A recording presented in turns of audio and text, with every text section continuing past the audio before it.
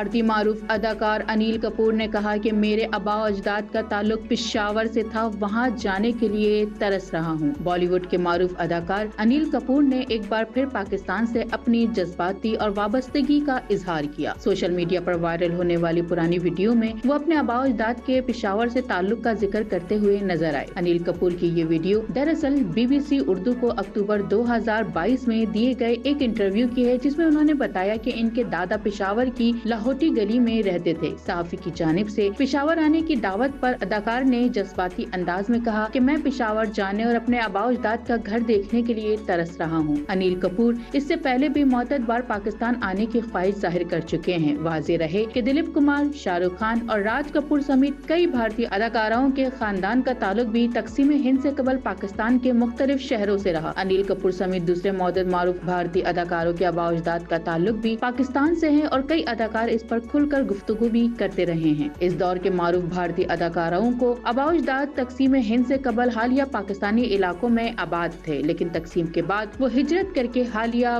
بھارت چلے گئے۔